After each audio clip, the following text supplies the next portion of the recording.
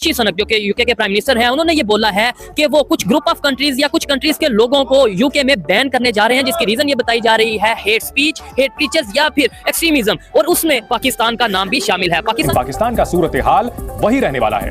यूरोपीय देश हो या फिर मुस्लिम देश, इस आतंकी मुल्क को हर जगह दुत्कार ही मिल रही है। अब पाकिस्तान को उसकी असली औकात दिखाई है भारत के दोस्त फ्रांस ने। पाकिस्तानी घुसपैठियों पर बड़ी स्ट्राइक करते हुए फ्रांस ने कड़ा संदेश दिया है कि दंगाई और आतंकी पाकिस्तानियों की फ्रांस में कोई जगह नहीं है। 3 नाम लेके मुल्क बताए गए, पाकिस्तान, अफगानिस्तान, इंडोनेशिया।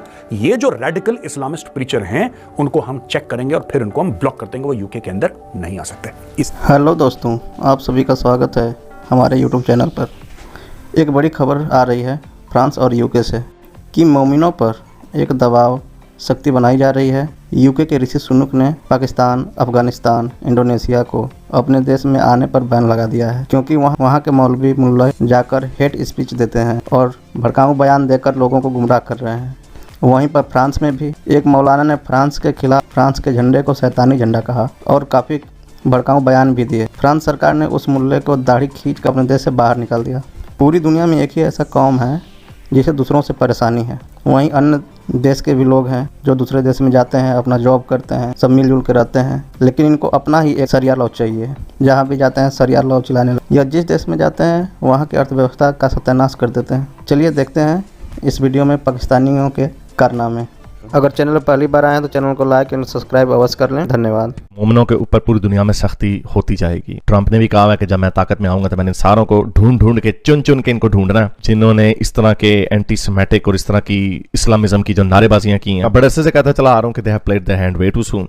उसकी वजह से आपने देखा भी कुछ दिन पहले वीडियो डाली थी किस तरह तुनीजिया के इमाम को फ्रांस ने निकाल दिया फौरन ही। वहां पे जाके रहते, वहां पे उनका खाते हैं, उन्हीं को गालियां देते हैं, उनके झंडों की बेहुरमती करते हैं। उसका जो फ्रांस का झंडा है वो शैतानी झंडा है। उन्होंने फौरन दाढ़ी से पकड़ के बाहर निकाल दिया और माफिया मांगने लग गया। फ्रांस जिंदाबाद के नारे भी लगा दिए। इतने बेशर्म है ये। तो उसी तरह आपको दिखाया हर जगह पे नारेबाजी हो रही है। लेकिन अब इतना बड़ा फैसला इंग्लैंड से आ गया है और मोमिनों को बड़ी तन बदन में आग लग गई है। तो इसके ऊपर मुझे तो वही लगता है वो जो मुहावरा है कुत्ते की दुम जो है वो टेढ़ी की टेढ़ी रहती है, वो सीधी नहीं होती। और जो हमारे कुछ मोमिनीज ऐसे हैं, बल्कि कुछ क्या इसके अंदर सारे आ जाते हैं, हमारे लिपस्टिक मोमिनीज भी हैं। शायद हमारे कुछ उलमा ऐसे हों जो इन बातों को हाईलाइट करें कि एक ही कौम है पूरी दुनिया में, एक कौम है। कोई हिंदुओं, बुद्धिस्टों, किसी से किसी को प्रॉब्लम नहीं है। बड़ी दफा आपको बताया कि ये जो फलस्तीन के ऊपर बोलते हैं तो इनको फलस्तीनियों से कोई इतना गर्ज नहीं है। इनको गर्ज है तो इस बात से कि यहूदियों से जेरूसलम ले लिया जाए और वहां पे अपनी हुकूमत कायम करके इनको अपने मातहत रखा जाए, जैसे इनकी पूरी हिस्ट्री है। तो असल में ये वजह, वरना अगर इनको मुसलमान जानों की परवाह होती तो यमन में इतने मार दिए,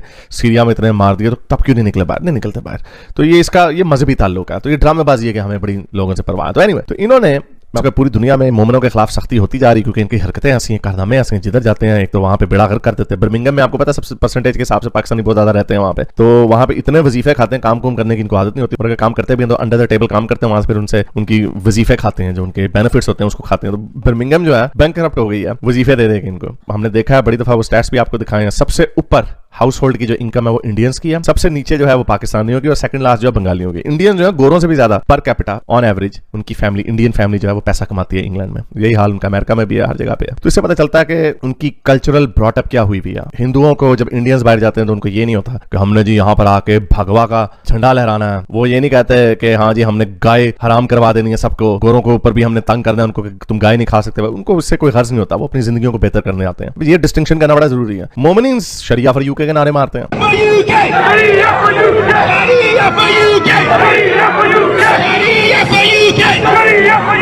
वहां पे जाके हर बंदे की हर मुल्क में, पूरे यूरोप में देख लें, जहां जहां पे मोमिन गए वहां पे उन्होंने उनकी नाक में दम किया। बस साउथ अमेरिका में नहीं है, वहां पे देख लें, वहां से आपको कोई खबर नहीं आती। और वहां पर भी जब वो खुशहाल हो जाएंगे तो ये वहां पर भी पहुंच जाएंगे, क्योंकि अपने मुल्कों में तो इन्होंने खुशहाली लाई नहीं, अपने मुल्कों में तो बेड़ा गर्क किए हैं। हाँ, मिडिल ईस्ट तरक्की कर रहा है, मिडिल ईस्ट के पास काफी पैसा है। वहां से मिडिल ईस्ट ने भी, अच्छा मुसलमानों के अंदर भी दर्जाबंदी है, हायरार्की है। जो ये इंडिया, पाकिस्तान, बांग्लादेश के जो मुसलमान है ये और नीचे हैं अफगानिस्तान के। तो वही हुआ, उनको हर कोई निकाल देता। ऋषि सुनक ने अभी डायरेक्टिव दिया कि हमारे मुल्क में जो एक्सट्रीमिज्म है अब तो बहुत ही हद से ज्यादा बढ़ गई है। तो अब हमें हमने जो हेट प्रीचर्स हैं, ये जो नफरत फैलाने वाले जो मोमिनीज मौलवी आते हैं, इनको हमने दाखिला बंद करना। अब नाउ इसकी एप्लीकेशन कैसी होगी, इसको कैसे किया जाएगा, ये अब करना मुश्किल है। जैसे आपको याद होगा कि जाकिर नालायक जो कहता था अगर 9/11 जो हुआ अगर वो दहशतगर्दी है तो मैं इस तरह की दहशतगर्दी रोज करना चाहूंगा, तो उसकी वजह से फिर उसको इंग्लैंड के ऊपर बैन लग गया। तो इस तरह के बहुत सारे ये मौलवी हैं जो इस तरह की बातें करते हैं, खुल के यहूदियों के खिलाफ बातें करते हैं, वेस्ट के खिलाफ बातें करते हैं, उनकी हुकूमतों के खिलाफ, उनकी सिविलाइजेशनल इंटेग्रिटी के ऊपर बातें करते हैं। अब ये उसका नतीजा हमने देख लिया। पहले उन्होंने इनको फ्रीडम ऑफ स्पीच दी हुई थी कि चलो बोल रहे हैं, बोली जाएंगे, नंबर कम है, क्या होगा, कुछ नहीं होगा। लेकिन अब हमें उसका रिजल्ट नजर आने लग गया। इन्होंने अपनी आवाम को, चलो पाकिस्तान के अंदर सियालकोट में, सरगोदा में, लाहौर में कोई ये पागल मजहबी जिनूनी लोग बैठे हो तो चलो उनको किसी से कोई फर्क नहीं पड़ता, लेकिन जो लोग इधर से इमिग्रेंट उधर जाते हैं और फिर वहां पे जाके बच्चे पैदा करते हैं, उनके भी बेड़े गर्क हैं। वो गोरों के मुल्कों में पैदा होकर भी उनकी दिमाग आगे नहीं जाते, तो वो भी वहां पे इसी तरह की बातें करते हैं। देख लो ये जितने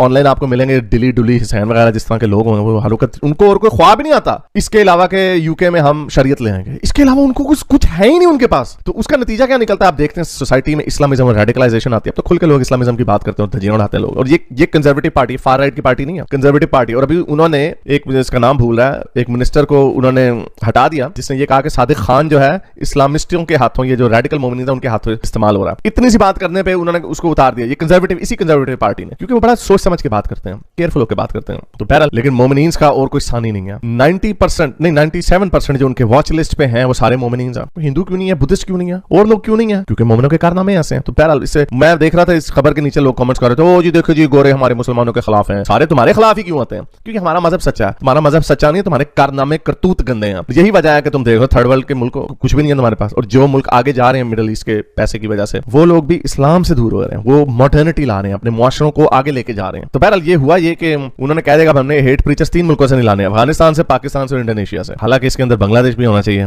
इसके अंदर ये बाकी के तुनीशियन और अल्जेरियन और मराकेश और ये सारे होने चाहिए, क्योंकि ये हवे का हवा ही बिगड़ा हुआ है। और ये इंग्लैंड में चूंकि जो सबसे ज्यादा डोमिनेंट मोमिनों की फौज है वो पाकिस्तानी है, इंग्लैंड में सबसे ज्यादा जो मुसलमान है वो पाकिस्तानी नसाद के हैं, इसीलिए जो हमने इंग्लैंड में खराबियां देखी हैं वो हमारे पाकिस्तानियों की, वो जारी बात है, वो फिर कल्चर जो है वो पाकिस्तान का उसके साथ मिक्स हो जाता है। 14 अगस्त को पाकिस्तान जिंदाबाद के लंदन में नारे लगा रहे होते हैं, इतना तुम्हें पाकिस्तान जिंदाबाद, पाकिस्तान पसंद है, पाकिस्तान में जाके क्यों नहीं रहते, रहना इधर है, नारे पाकिस्तान, पागल बेवकूफ जाहिल डफर लोग हैं। तो ये वो वजह है जिसकी वजह से दुनिया इनकी गंदी हरकतों, इनके कारनामों की वजह से तंग आ रही हो, लेकिन इनको समझ नहीं आ रही, इनकी आंखें नहीं खुल रही है, अभी भी विक्टिम रोना धोना का हमारे पीछे पड़े हुए। फिर मैं कह रहा हूं अपने सारे स्टैटिस्टिक्स देख लें, पैसे के एतबार से, तालीम के एतबार से, क्राइम के एतबार से, हर मामले में ये नीचे हैं। और फिर उससे सोने पे सुहागा ये होता है कि उसके आगे ये देखें कि इनकी सोसाइटी में वैसे कंट्रीब्यूशन क्या, वो भी माटी, उसमें भी रेडिकलिज्म, जिहाद और ये शरीयत और झंडे लहराना है, हुकूमत के खिलाफ उनकी सिविलाइजेशन को चैलेंज करना है, हर चीज में बुरे काम में आ गए। तो यही कहना पड़ेगा, चाहे लिपस्टिक मोमिन हो या रेडिकल मोमिन हो, हाँ उसकी डिग्री ऑफ एप्लीकेशन जो है वो डिफरेंट होती है। रेडिकल जो है वो खुल के कहता है कि हाँ भाई हमने झंडा लहराना है शरीयत का,